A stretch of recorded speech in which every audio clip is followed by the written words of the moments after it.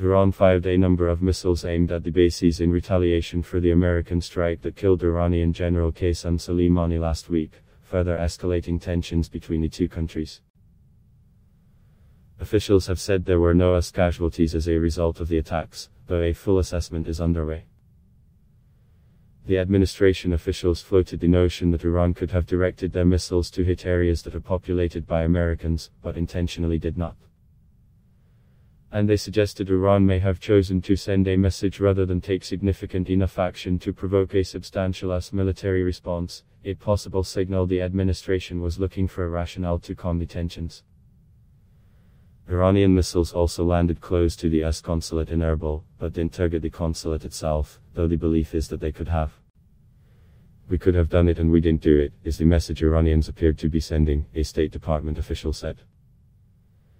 This interpretation will be presented to Secretary of State Mike Pompeo during a briefing early Wednesday, and Pompeo is expected to brief President Donald Trump at some point later in the day. The president will address the nation about the incident at 11 a.m. the White House said. The US gave Iran the opportunity to do what they needed to do and not escalate by killing Americans, the official said, suggesting how the administration could frame the retaliation.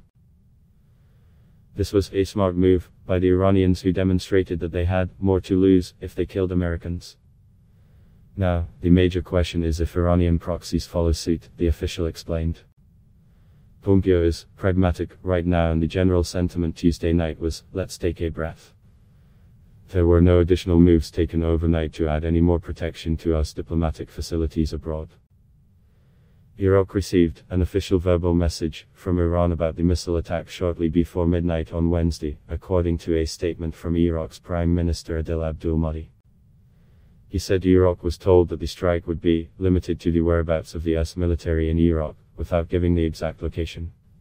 Trump's decision to kill Soleimani, one of Iran's most powerful men, has touched off a fresh crisis between the US and Iran.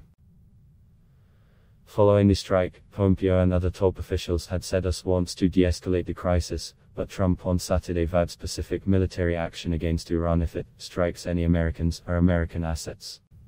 This story has been updated to include additional reporting. CNN's Nicole Gowet, Hamdi Alkshali, Ryan Brown, Barbara Starr, Tamara Kiblawi, Zachary Cohen and Veronica Struck-Wallacey contributed to this report.